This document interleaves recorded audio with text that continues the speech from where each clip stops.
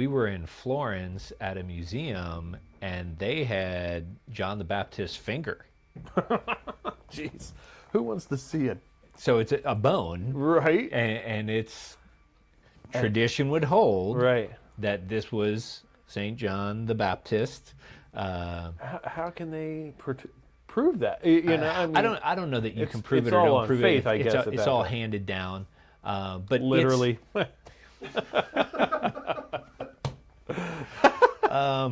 yeah. Wow. Ready to dive deeper into your spiritual journey? Join Dave Drum and Ben Garcia as they explore the raw, honest, and nuanced experiences of modern spiritual men. Here is something to chew on, something about abroad. All right, hey guys, this is a special travel episode that we're doing today. We're in a different location. We're doing things a little differently, got a different setup, and we just wanted to kind of share some of the things that have been happening recently in our lives. Dave got to take a trip around the world. Well, not all the way around the world, but It felt like it. but he did get to go to Italy. You were at Vatican City. Yeah, we went to Rome. We stayed in a city called La Spezia, and I'll say it wrong, but Cinque Terre. There's 5 cities, and Planes, trains, and automobiles. planes, trains, and automobiles. Nice. We were in Venice and Florence as well. Wow. So when you were over there, obviously the culture was drastically different. Yeah. But some of the things that you wanted to kind of speak about were some of the relevant things in our lives as far as the church culture and everything. We went over there. This was a trip that literally 5 years in the making. We had awesome. planned on doing it in 2020. And Something big happened in it was 2020. weird. Italy they just closed during 2020. Weird. So it took us 5 years to actually get there. And the cool part of waiting is it is a long trip.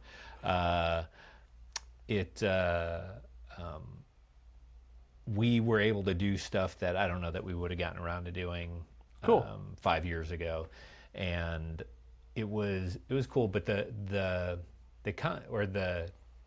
idea at first, there were certain cities in Italy. This was kind of a bucket list thing for my wife, and I had some things that I wanted to see while we were there, but initially there weren't a lot of things like, that's the thing, like the Coliseum. Every guy wants to see the Coliseum. You're just hoping to see Russell Crowe standing down there or something. Down there, yeah, come on. Where's that line? But as we started planning it, it's like, okay, well, some cool stuff happened in Rome in terms of the church. Like, let me get online, do some research, and just... obviously the Vatican City, or I should say the Vatican State, as they would refer to it, because it's a completely different country. Right, but they don't call it Vatican City? No, it's the Vatican State. On the map it says Vatican City. It is so... Interesting, though. It is really interesting. Actually, we were told, so you have the Swiss Guard, the protectors of Vatican City. From Switzerland? Yeah, you actually have to be 3 generations Swiss. To work in the Vatican City. To be part of the Swiss Guard. Interesting. So it's their own police/military. Wow. And the Vatican passport, you can go to, I think it was like 189 countries without a visa, more than any other nation in the world. Wow. Like if you're Italian, you go to like 119 countries without a visa, but if you have Vatican citizenship, you can go to like 189 countries. How do you get that? How you big is that? Because I think it's Vatican, I think the building, the church. That's it. There's a huge wall that goes around the city. It's smack in the middle of Rome, right? And so what's like square mileage? Oh, a couple. Really? Less than 5? Wow. Yeah, I would That's think cool. so. It's pretty small in terms of being its own footprint. Right. The basilica and the museums and everything is huge. Right. As a church property, but small as a independent nation. Right. But so I knew that was there. One of the other cool things that we went to is called Mamertine Prison. Mamertine Prison there's a modern church. I think it's like 16th century, Wow. built over top of what was a historical prison, turned into a church that goes back centuries before, and then below that is a cistern. And in the first century in Rome, that cistern is where they would place prisoners. And How big is that area? That, like, you think cistern, I'm thinking like a jar or something. yeah, so it's basically like bell shaped. Yeah. And so it comes up from the ground, closes in on the ceiling, and then there's literally just a round hole in the top. They So drop the food down too. as a cistern, it would have held water, and that's where you would have lowered your bucket. Right. But a broken cistern would turn into a prison because you could lower a person down there, and there's no way to climb out short of somebody lowering a rope down. So when you looked at it, were you looking down at it, or they had the side cut out? So they've cut out a staircase to allow you to go down, and you're on a little catwalk, so you're Right. not even really on the floor of it. So wait, for people that don't know, you're saying Mamertine Prison. What's the significance of that for us? So Mamertine Prison for us is significant because, so there's, we've talked about before, there's biblical items and there's extra biblical, which biblical doesn't mean it's not biblical. It just Right. means it occurs outside the Bible. Outside the Bible, right. So a lot of what you see there, it's the phrase that we heard a lot was tradition holds. Okay. So church tradition holds that prison, and it's not just like we chose to believe this. Historical records support that Paul and Peter were both held in this prison. The same one, both apostles. Not at the same time. Well, yeah. Not saying there's a record that the two were there together. Right. But that both of them were there because they're both biblically were Right. in prison in Rome. And that was in the first century church. That's the prison that was used. Wow. So Peter and Paul are kind of venerated there. So the upper prison was turned into a little chapel, and they had daily masses there for, I think, centuries. Right. Was it closed now? It doesn't work So now? they don't do the daily mass there. The altar's there. They have on the walls. We actually walked through this space twice before we realized that there's some murals that are just super faded on the walls that are super cool that depict Peter and Paul. There's busts of them behind the altar. And then I want to say the modern prison, again, maybe like 16-ish century, they wanted to build a new church on the site, but the condition that the Pope at the time put on it was that they would have to carry on the tradition of the daily mass. Wow.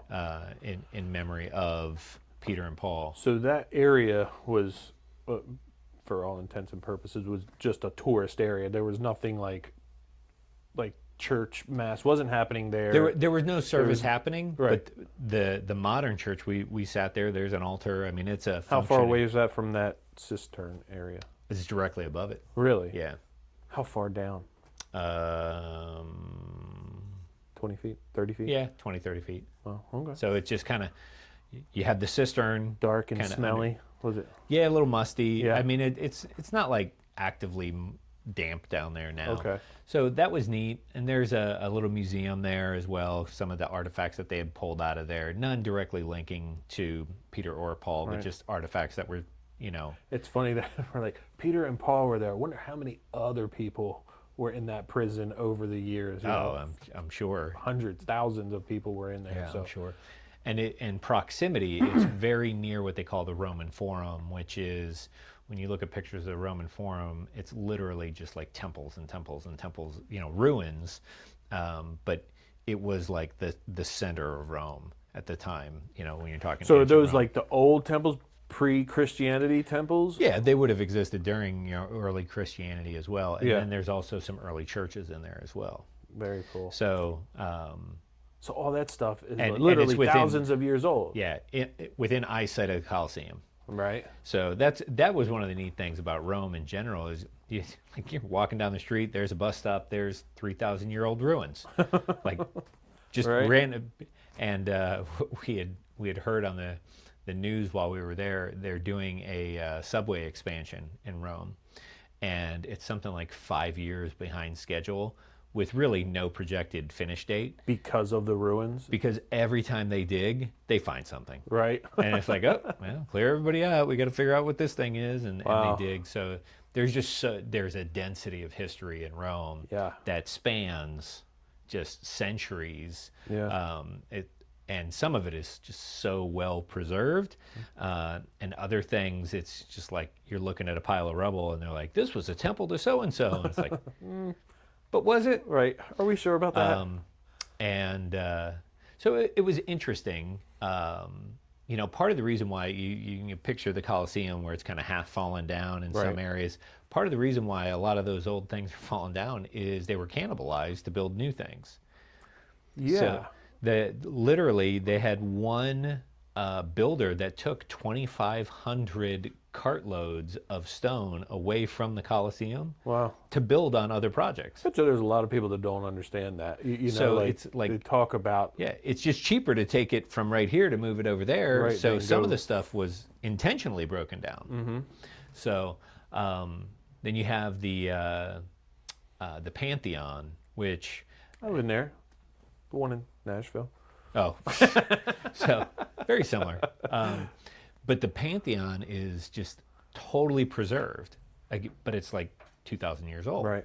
And the only reason why it wasn't disassembled and cannibalized and it's been preserved is centuries ago, they turned it into a church. Oh, that's one way to keep it And sacred. that's what kept it preserved. Right. So it became a church. It's still a church to this day.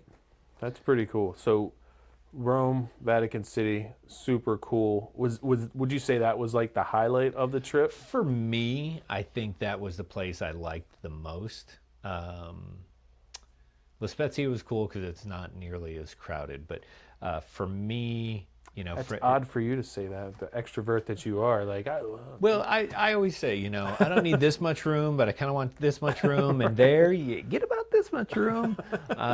So after a week and a half, I was peopled out. yeah. I was yeah. Yeah, they didn't Venice build was tight. things with expansion in sight when they built it. Yeah. No, kind of right on top of each other. So, but for me, from the, my love of history and church history and everything, I started to see, we all have a lens that we see the world through, and it's the lens that we see as our everyday. We have, here we are. We live in Southwest Florida. We're in 2025. Western culture. Yeah, it's so already just traveling to Italy, there's a completely different culture at hand. Yeah. But then we're being steeped in so much of the faith-based structures there are the Catholic tradition. Yeah. I grew up Catholic, so I'm familiar with it. I went to a Catholic grade school, Catholic high school, but that's more than a couple years ago, Right. that I was in any of those programs. So what was the, like, when you're in there and seeing like all the Catholic church and the, I don't want to say the idols, but like all the trinkets and everything like that, what was like? Trinkets. I don't think that's a technical term. I'm for it. thinking, I'm thinking like the Saint Mary and this and that. What was like one thing that really stuck out to you as like, I wasn't expecting that. I don't know that anything really caught me off guard so much as I have a different lens than when I saw it as a kid. Okay. We had, growing up outside of Cleveland, there's a big cathedral in Cleveland. It's got a lot of the artifacts. It's got a lot of art. It's a very large structure. So and there, I mean, yeah, the paintings are impressive, and to have some of these different tour guides that were super knowledgeable and really cool. really passionate about explaining. They talk about the ceilings. It's like, hey, it's more than just art. There's actually a story, and they would talk about like the way it's layered, and here's the stories that are actually taking place right here. That was very interesting. But So Catholics, and you can just say that Orthodoxy, Eastern Orthodox, Episcopalian, stuff like that, they have their saints, Saint Matthew, Saint Mark, Saint Luke, Saint John. You have those, whereas in the more evangelical world, we are the saints. Yeah. We're all We're all the church, the temple. But that Catholic tradition tends to hold that there are people who are holier than others. Holier than thou? But, you've got Mother Teresa, they're looking at canonizing her as a saint. Really? And there's a process, and the Pope, rules on it. And it's over the centuries, there's different criteria to make it happen. It's not just, actually perform miracles? I believe it's 3 miracles, actually. But the definition of what is a miracle seems to be a bit subjective. But once you're a saint, you're venerated as such. The paintings you're going to have a halo, and that's all a human construct, though. but right? your remains are also venerated as well. So we were in Florence at a museum, and they had John the Baptist's finger. Jeez, who wants to see it? So it's a bone, Right. and it's tradition would hold Right. that this was Saint John the Baptist. How can they prove that? I don't know that you can prove it's it or all don't on prove faith, it. I guess, at It's that all point. handed down. But Literally.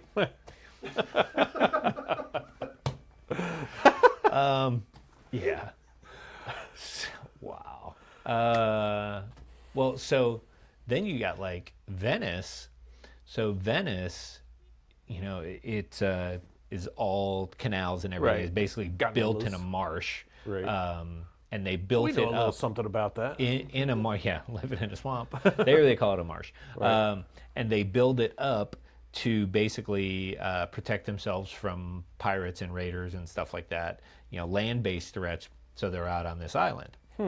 Because Venice has 2 parts of the city, the old city on the islands, and then there's the modern city with the airport and the train station and all that stuff is on the land side. And you have to take the water taxis out to get to the old side. Get to the old stuff. Yeah, it's super cool. But in Venice, it's not the biggest church there, but one of the most historic and significant is San Marcos, so St. Mark. Well, when Venice was created, they wanted to establish prominence in the church. They smuggled the remains of St. Mark into Venice. Jeez Louise. So that they then had prominence in the Catholic Church. They had standing in the Catholic Church. So, think about that for a second. We're going to make ourselves prominent, stand out by being grave robbers and bringing these remains to Well, they were already venerated at that point. So they were taken from another location and brought to Venice. That makes me just So why didn't the people that had them be like, give them back? We know where you got those. Well, but that's the weird thing. So you can go all over social media right now, and you can find so many voices out there bashing the modern church. Yeah, you click on one of them, the algorithm will give you 1,000. Oh my gosh! Yeah. And it's weird because I think that's the biggest takeaway I have from this trip. Right. Because there's so many things I could different rabbit holes I could go down. Geography and all that. Yeah. And food and just tell us about the food. It was good, not great. Ooh, he said it, not me. It was good, not great. So did they have the big Olive Garden there? You guys? Just kidding. There was a McDonald's there. We did walk past the McDonald's. But so you can go anywhere online and you can find these people bashing the modern church. Oh, it's so big. Oh, do you really need a video screen? Right. Oh, you could spend that money on something else. Yet literally outside Vatican City, you've got beggars. You have Right homeless, outside the door, right? homeless people sleeping on the steps of the Vatican Yeah. that's been there for centuries. Yeah, you would think that area, So- given the history, they would have the least homeless population. So it wasn't like it was rampant or anything, but there literally were homeless people sleeping on the steps of the Vatican. So it's like, all right, so we can equate those two, and you go into like all of these churches are so like a word I don't use for anything else but opulent. Opulent. Like there is just Could you dumb that one down for us, Amanda? For the people listening at home. so I mean you have Beautiful, wonderful, yeah, wondrous. the over the top, Okay. paintings and the thing was you got to remember like during the Renaissance, you have all this art that is focused on the church happening because the church was the only one with money. Right. They were the government. They were the ruling class. They were, controlling so much of the day to day. So they were paying the artists to create art for the church. So you end up with these magnificent sculptures, and like, so you've got like the statue of David, right? The big famous statue of David. The number of people who literally were standing there going, I didn't know that. It's King David. Right. The question is, was it pre-Goliath or post-Goliath? Okay. Was the motivation? And it's like, well, I don't know why that even matters. But it's like, okay, they just thought David was the random name. No, David was King David. Right. Because again, who had money to pay for a, Yeah. 30-foot tall statue? The church. So again, we're not bashing those churches for spending money centuries ago, but we're bashing the current church. So what's the motivation? Why did the church need a statue of David? Did they? I don't know that they did. Why does the church need a video wall? I don't know that they do. But I think the heart, and this is where I'm walking out of it with, the heart behind it is the same. We have no way to glorify God except in the things that we see magnificence in. Our treasures. So we present, we try to glorify God through the things that we see as magnificent. Right. So, why does a church go to an NFL stadium for an Easter service? Because they can. Because they can, and Right. to some degree, doing it to that magnitude, it's like, hey, we did this for Jesus. Well, do you need to do that for Jesus? I don't know that you need to do that for Jesus, but again, if you see it as glorious, but you do it in His name, you're glorifying God. So I think the heart behind it's the same. So for me, the takeaway was I can give a lot more grace, because if we're getting it wrong now, we've been getting it wrong for centuries. Right. Well, when you say that, I can give more grace. Are you talking about to the Western Church, to the little C church that resides in our neighborhood? Both, because it's To the guy that's doing the ministry on the corner, to the guy on social media that's bashing everything. Is that where to that guy I would say, like, man, it's wonky and it's not perfect. Yeah. It's never been, but it's still the bride of Christ. Right. And we've talked about it before, where it's like, hey, the only people who see church people as one body or people outside the church, yeah. is it just helped me see I don't understand now. Looking, growing up, I was told like, there's sacred artifacts of the church. There's slivers of the cross and things like that, and like you see people kissing the Pope's ring on TV. Yeah, that's His ring has a sliver of the cross in it. That's what the kiss is supposed to signify, that they're actually kissing the sliver of the cross, The not so cross. much the man, but the item Right. that he possesses. And so we as people tend to equate the man with that. Right. Even as, God-fearing Christians, we still tend to put people on that pedestal. Whether they're the Pope with the cool ring or our weekend pastor. Cool ring. Cool ring, Green Lantern, whatever. But so how do we get outside of that? In our everyday life, we're talking about Ben and Dave in Southwest Florida. How do we, one, like you say, give grace to those that are doing that, and try to, help people to understand that we're worshiping God, not a person. That person up on Yeah. the stage, the church, the video wall, all that stuff, Well, I think there's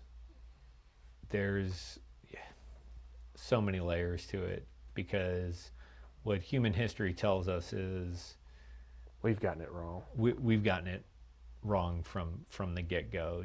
People will talk about, you'll see stuff online about Christian nationalism. Like, Christian nationalism is out of control right now. Donald Trump's got his own Bible, and it's got the Bill of Rights in it. Right. And there's a lot of evangelicals. They don't do that in support any it. other country, though, right? Well, it's interesting you say that, because I took pictures of some paintings of the resurrection of Christ in Florence. But it's interesting. He's coming out of a crypt, not a tomb. So like think mausoleum, marble coffin. He's coming up out of that. There's some Spanish conquistador looking guys who might be prominent people from Florence literally at his feet. And as he's rising up, he's holding the Florentine flag, the flag of the city of Florence. Jesus had that flag. Yeah. So Right. it is placing your national pride and marrying it to your Christian faith wrong? Yes.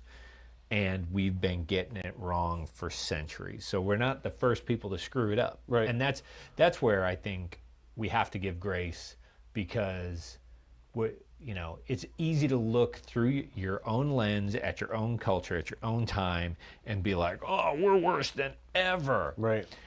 Well, Right. no, we're pretty much just repeating the same mistakes. We've been doing it the same. Almost like there's some sort of like natural slant in humanity Yeah. to worship person, worship a thing, worship a place, worship a standing more than we worship a creator. Right. That's an interesting take, and I enjoy hearing about the historicity of it. Historicity. I can use big words too, Dave. Mine's in the dictionary though. Hey, when you don't have a word, you make one up. Anyway, I like how we were touching into like two separate little topics that I think kind of go together in a little bit. We're talking about Christian nationalism, and we've gotten that wrong from the beginning. There's so many different things that we, as human beings, just get wrong. We've said it before that, like, Satan's playbook's the same. He's been doing the same thing since the garden to now. The tempting and then you talked about getting a different perspective of just, I guess, church in general by seeing the big Catholic Church and how they're draped in all their glory and all that, and then how we can talk about, oh, they shouldn't do this, or this church in America shouldn't do that. And it makes me wonder, are either of them right or are either of them wrong? Is there a right or wrong? Well, I think, you look at it biblically, and you look at the first century church, like the Acts 2 church. Mm-hmm.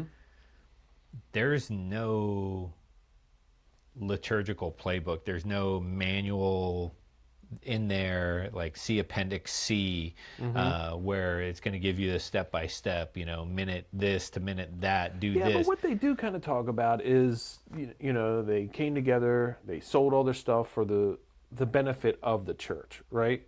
And the closest we get to that now is tithe, Well, so one thing you got to be careful with that, because I've heard that as an argument for socialism. Right. And it's like, it's different Right. because, why is it different? Because at that time where they talked about like the rich man and the poor man, there was no equity of opportunity then.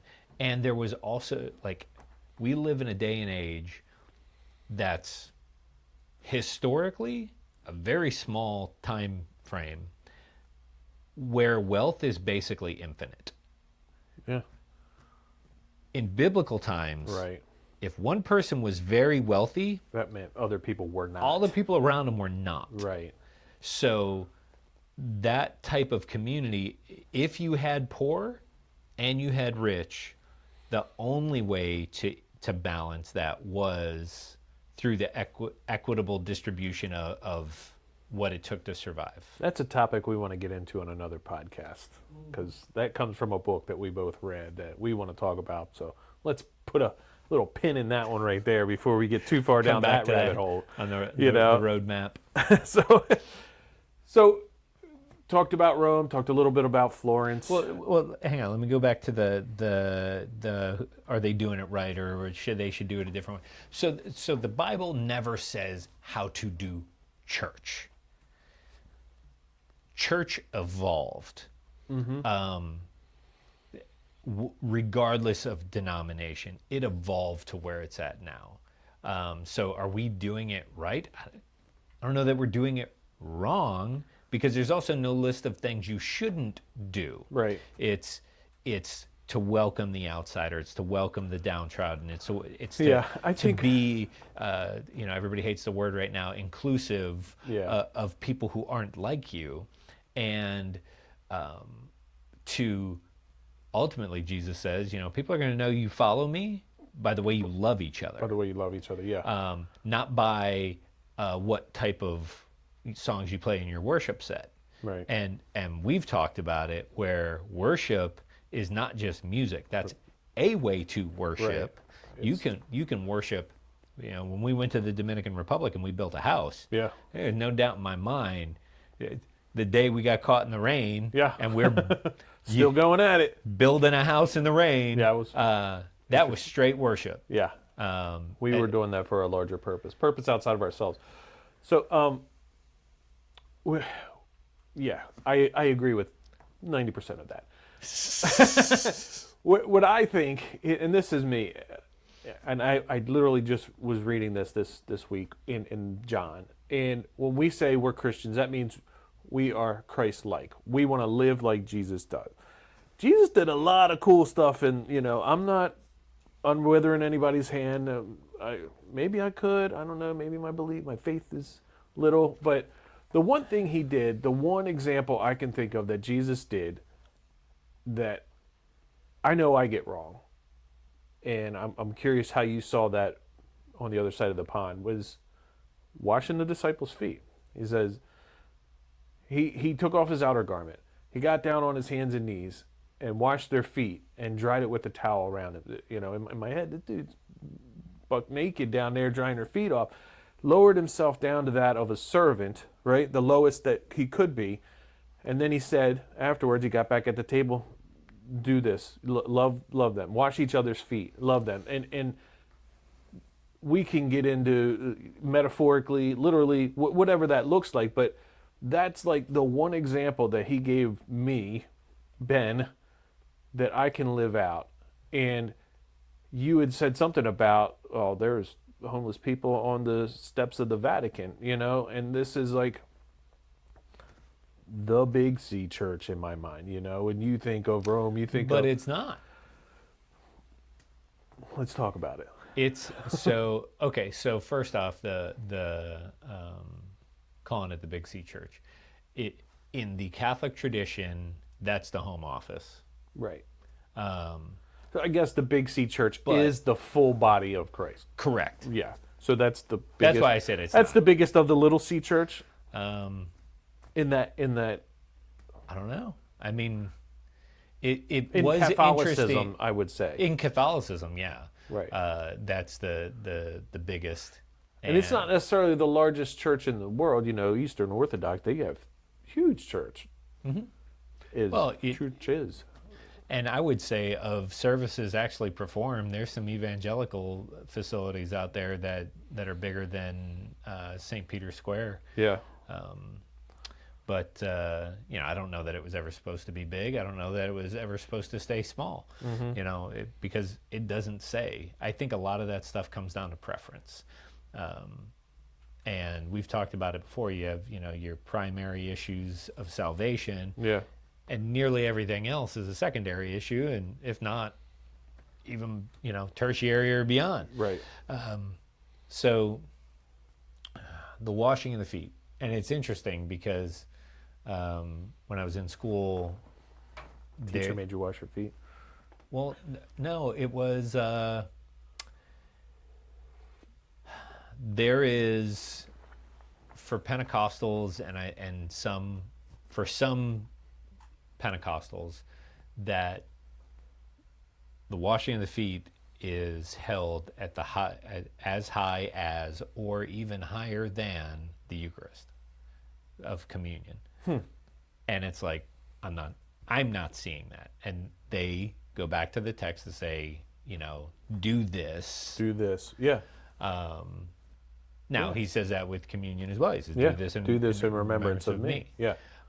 So I'm not saying it's not a tradition that I grew up around. So maybe it's just a perspective thing. Culturally speaking, it's totally different. Yeah. I think, like we talk about a lot, the principles of the Bible sometimes are more important than the words themselves, because while it was written for us, it wasn't written to us. So not everything is going to line up, tab A, slot B, kind of format. You can't plug and play it into your life. The washing of the feet had to do with them wearing sandals in the Middle East in the first century, dust, dirt, even having walked on some of the same roads now in Rome, the cobblestones. That's no joke, man. My feet were hurting. And I was wearing tennis shoes. Right. And they were hurting and they were dusty. Yeah. Like I had the sock line, and like my lower ankles all dusty and dirty when I got in the shower. So they would get somewhere, and the washing of the feet was a significant act even for the secular. The non-religious, that was a hospitality thing. So if we're talking principle, it's how do you place yourself in a position of humility, in a position of hospitality to care for others and not expect that others would do it. I agree. So whereas the breaking of the bread, again, depending upon the traditions, things like that, it's you have to do communion this way.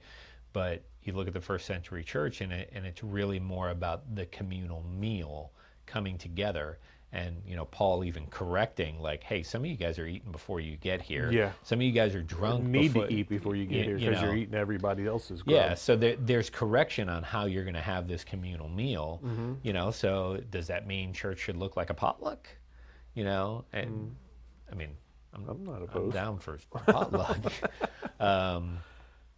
So it's really hard to just say, oh, this is how it should be done. Okay. I think some of it really is preference. Yeah. And God knows the hairs on our head. God knitted us together in our mother's womb. He knew us before we were born. He created us. Our emotions, our intellect, none of it is a surprise to him. So is it so hard to imagine that he knew that we would have big churches? That we would get it wrong. that we would get it wrong. Yeah. And all he really said is, hey, she's still my bride. Yeah. Yeah.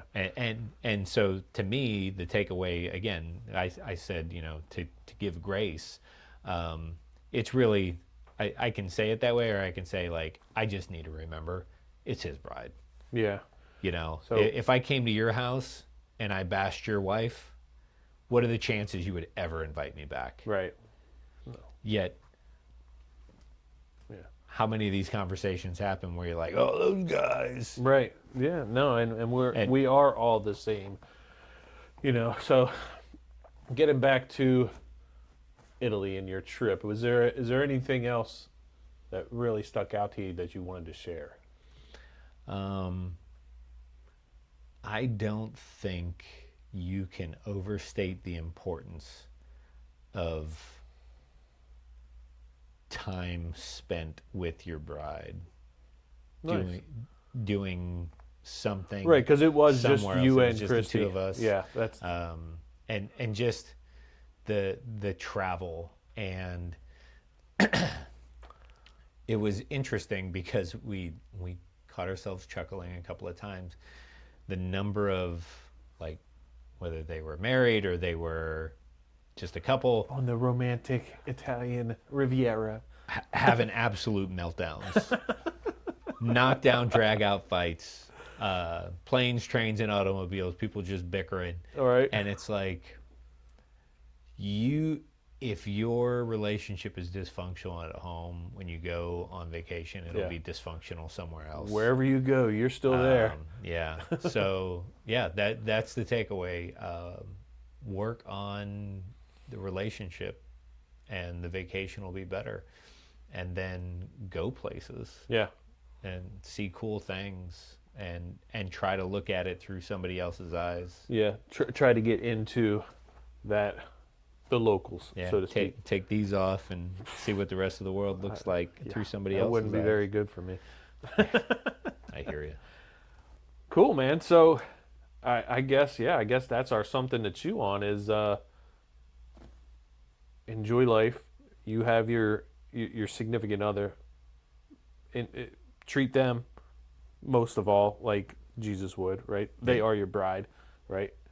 Get out, see the world, and look at it through the lenses of the people that are there. Try to get outside of your culture. Try and immerse yourself into that culture. Yeah, absolutely. All right, man. Well, that was our vacation episode. Dave, thanks for sharing everything with us, man. You are a wealth of knowledge, and now even more miles on the frequent airline. flyer. Yeah, right. So, as always, guys, follow along with us. We're on social media: Facebook, Instagram, YouTube. We are on Instagram. We're on Spotify. We're on Amazon, Apple Podcasts. We're in all the places. So like, subscribe, follow, click here. So we're here, wherever it's going to be. And join us on our next episode. All right. This has been a presentation of Something to Chew On, a production of Rev 21 Media LC, created by the three amigos, Ben Garcia, Dave Drum, and Nick Smiloff. Thanks for tuning in, and until next time, keep chewing on the good stuff.